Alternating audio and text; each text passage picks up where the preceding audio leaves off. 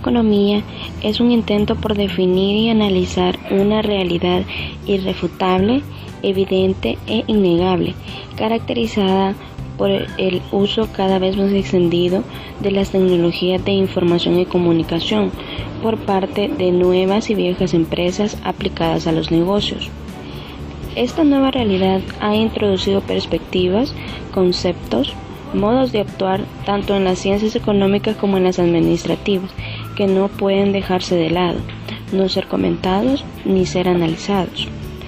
La utilización cada vez más creciente y extendida de las tecnologías de información y de la llamada gerencia del conocimiento por parte de un número significativo de empresas que actúan en muy diversos sectores de la actividad económica, muchas de ellas sin embargo nuevas, pequeñas, de alta flexibilidad y denominadas antecedentes históricos. Surgió en la década de los 80 y de los 90 del siglo XX. Este término fue creado para describir la evolución económica de una economía basada principalmente en la fabricación y la industria, a una economía basada en el conocimiento.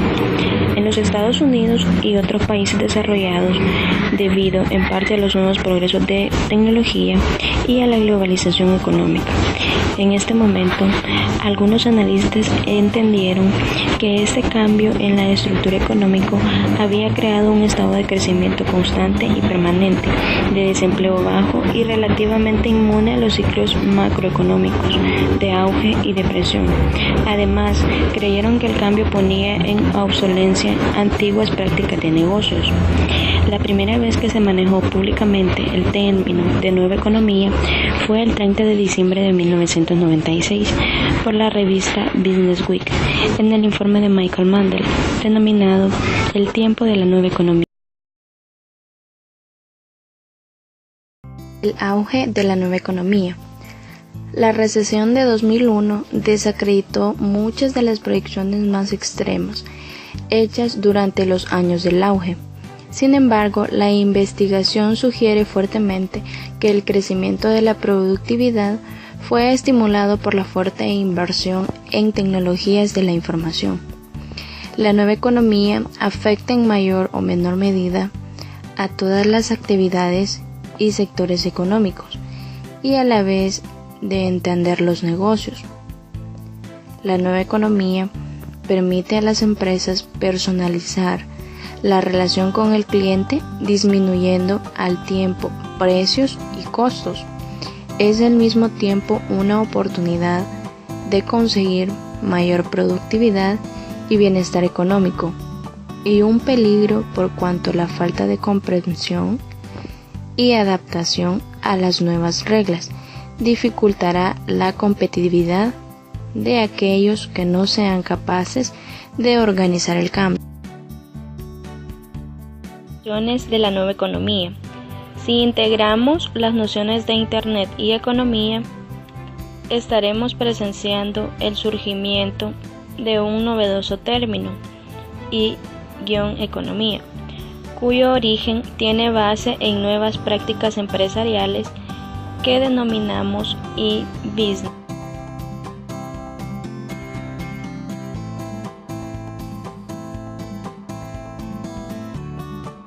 Enfoque macroeconómico. A pesar de que los últimos datos sobre la evolución de la economía norteamericana reflejan una ralentización en el ritmo de crecimiento, en el tercer informe sobre la situación de la economía digital en Estados Unidos, elaborado por el Departamento de Comercio en el año 2000, se afirmaba que la economía norteamericana podría estar entrando de lleno en una era de expansión económica, lo cual parecía venir explicado por el impacto de Internet y las nuevas posibilidades de comunicación e interconexión entre los distintos agentes económicos.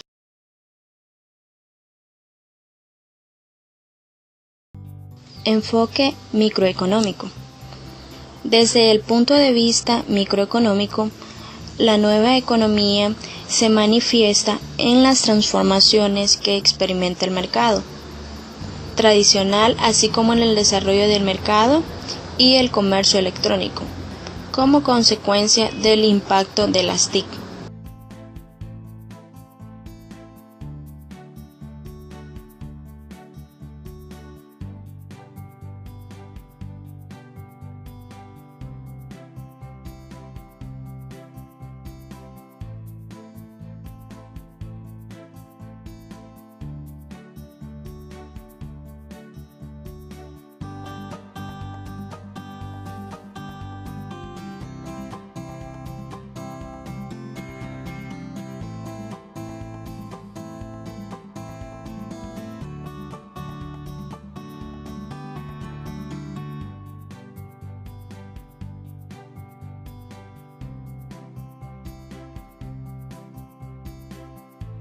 Nueva economía y las leyes económicas.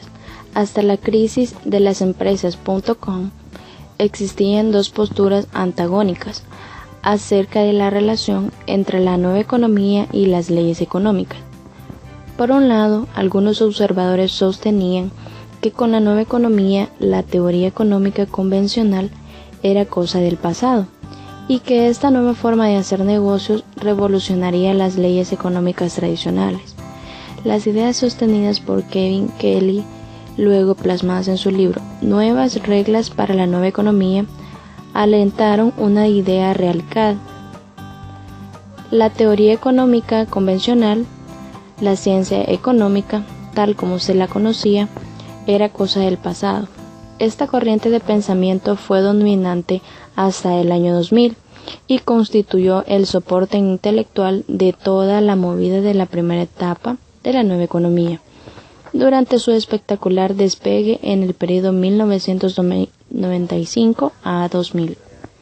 Por otro lado, una segunda visión argumentaba que la economía con sus conceptos básicos y sus herramientas sigue siendo la de siempre, pero a partir de la generalización de las nuevas economías se ha generado un nuevo modelo de negocios que progresivamente va incrementando la eficiencia y ofreciéndole al cliente productos y servicios cada vez más cercanos a los que éste demanda. De esta forma, si interpretamos el término nueva economía en el sentido de los principios económicos que rigen el funcionamiento de los negocios, no existe novedad alguna. Lo que se ha generado son nuevos modelos de negocios que pueden resultar rentables y han logrado una mayor eficiencia en negocios existentes.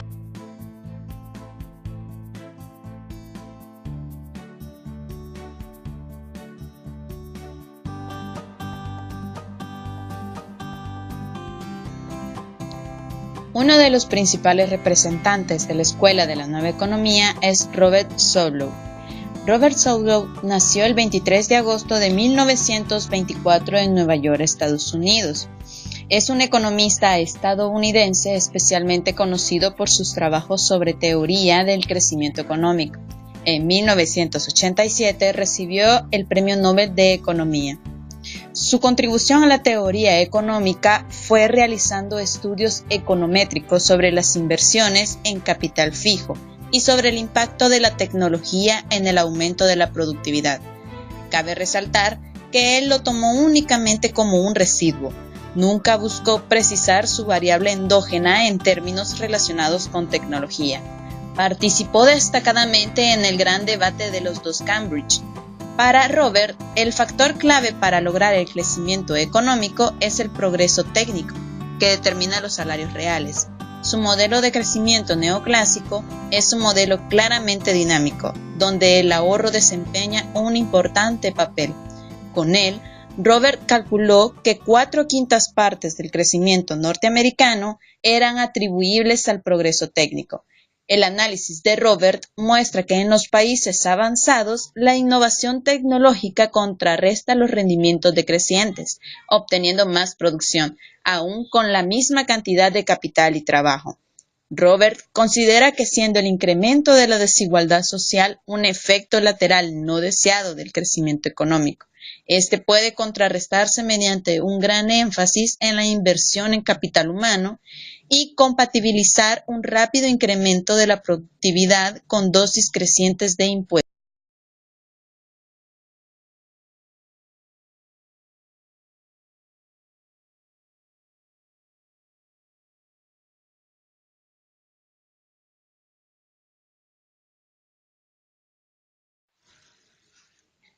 Otro de los mayores exponentes de la Escuela de la Nueva Economía es Brian Arthur. William Brian Arthur, nacido el 21 de julio de 1946, es un economista acreditado con describir la moderna teoría de los rendimientos crecientes. Ha vivido y trabajado en el norte de California durante muchos años. Él es una autoridad en la economía y su relación con la teoría de la complejidad, la tecnología y los mercados financieros. Actualmente es miembro del cuerpo docente externo en la Santa Fe Institute y un investigador visitante en el Laboratorio de Sistemas Inteligentes en el Xerox Park. Brian Arthur nació en 1946 en Belfast, Irlanda del Norte.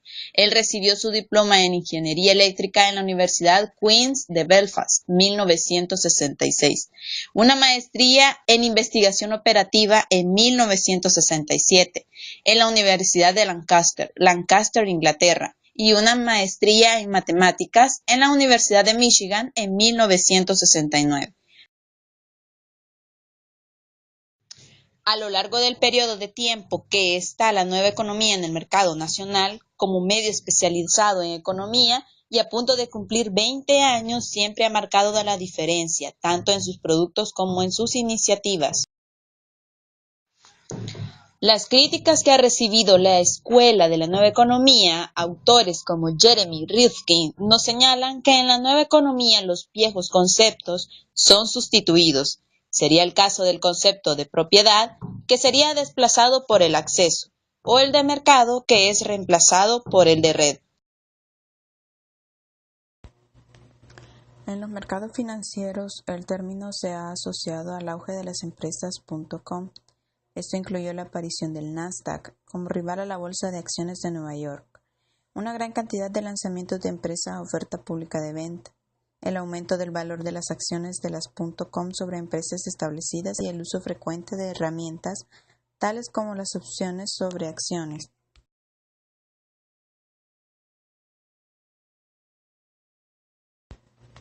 Una empresa .com era una compañía que se promovía a sí misma como en el negocio de Internet durante el auge del e-business hasta la crisis conocida como burbuja.com.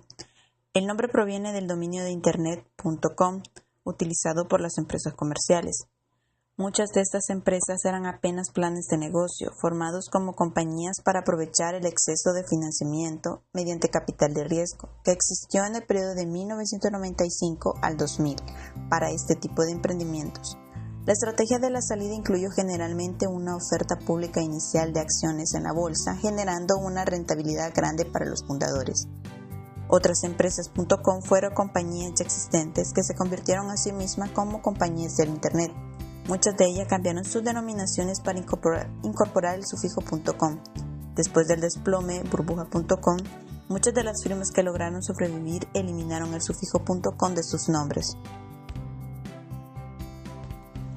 Burbuja.com es un término que se refiere a un periodo de crecimiento en los valores económicos de empresas vinculadas a Internet. Esta corriente económica especulativa muy fuerte se dio entre 1997 y 2001. Durante este periodo, las bolsas de valores de las naciones occidentales vieron un rápido aumento de su valor, debido al avance de las empresas vinculadas al nuevo sector de Internet y a la llamada nueva economía. Al pasar el tiempo, muchas de estas empresas quebraron o dejaron de operar. El periodo fue marcado por la fundación y, en muchos casos, espectacular quiebra de un grupo de compañías basadas en Internet designadas comúnmente empresas.com.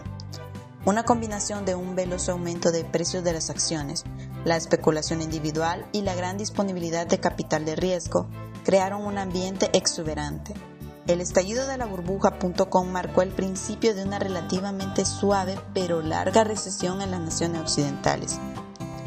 A partir de la crisis de la burbuja.com, o sea, la caída de Nasdaq, las empresas.com comenzaron una serie de cierres, fusiones, adquisiciones y despidos que hizo que algunos analistas sostuvieran que la nueva economía nunca existió, que todo se trató de una gran burbuja montada por algunos oportunistas para llenarse de dinero. A efecto de tomar una dimensión del tamaño de la crisis, el índice Nasdaq, o sea la bolsa electrónica de Nueva York, llegó en marzo del año 2000 a cotizar por sobre los 5.000 puntos, llegando en poco tiempo a cotizar a 3.500 y en octubre de 2002 su valor era aproximadamente de 1.300 puntos, situándose en valores similares a los de diciembre de 1996. Para poder analizar lo sucedido con el desplome del Nasdaq, es necesario comprender la transformación que habían sufrido los mercados financieros en los últimos años. A partir del desarrollo de las tecnologías informáticas y de telecomunicaciones, los mercados financieros se fueron globalizando e intercomunicando de manera que pasaron a formar un gran mercado global e interdependiente, operado por redes informáticas en tiempo real. Estas transformaciones generan nuevas reglas de juego que proporcionan el capital necesario para financiar nuevos proyectos empresariales y están en el origen del desarrollo de las empresas de Internet y de la nueva economía en general. La aparición de los capitalistas de riesgo, con su accionar, llevaron a la cotización de los valores bursátiles de empresas tecnológicas a niveles inéditamente altos, debido a un factor fundamental en el proceso de valoración: las expectativas. En otras palabras, los capitalistas de riesgo apostaban a que el crecimiento y el éxito de las empresas de la nueva economía se viera rápidamente recompensado por subidas en las cotizaciones de sus títulos. Una comparación entre el valor del mercado de empresas del mundo virtual con empresas del mundo real nos da una muestra de la excesiva valoración de las primeras cifras en millones de dólares.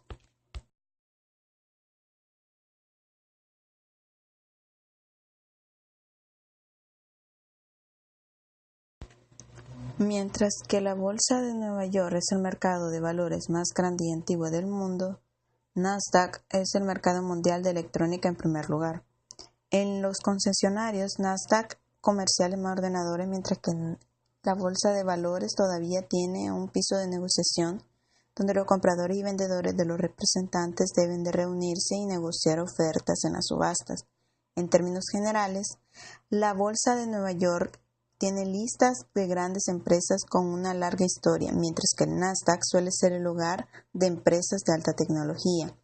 La Bolsa de Nueva York es un establecimiento comercial físico con un piso de negociación donde los comerciantes realmente deben reunirse y negociar acuerdos.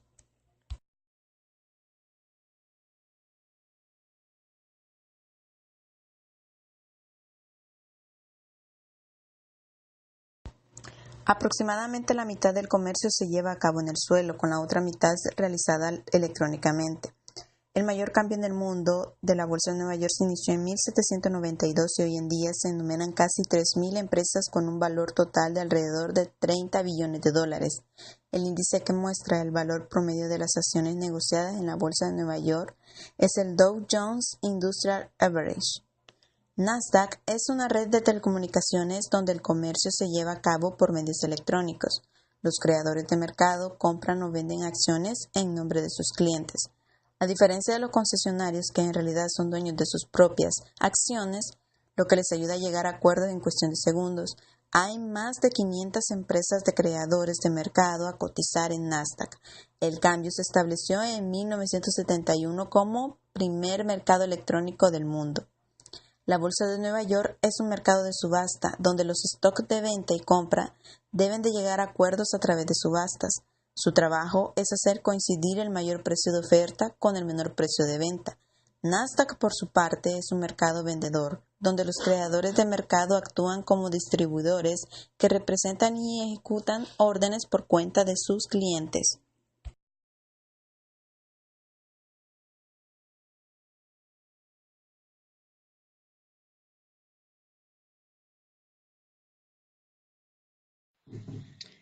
Uno de los países que aplica la escuela de pensamiento de la nueva economía es Estados Unidos. La nueva economía ha permitido el crecimiento de Estados Unidos en la década pasada, un crecimiento que todavía no parece que vaya a detenerse y que ha dejado impresionado incluso a los más contrarios a la economía del fast food.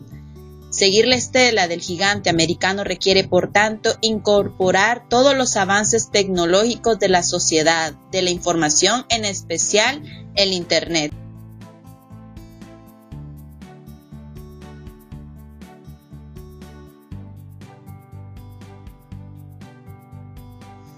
Otro país que aplica la escuela de la nueva economía es Japón. La economía de Japón es la tercera mayor a nivel mundial, tras los Estados Unidos y China. La cooperación entre el gobierno y las industrias, la costumbre japonesa del trabajo duro y principalmente el dominio de la tecnología han llevado a Japón al éxito económico del que disfruta hoy en menos de medio siglo. Los sectores estratégicos de la economía japonesa, como es ampliamente conocido, son los productos manufacturados y sobre todo la tecnología, en los vehículos y artículos electrónicos e industria del acero.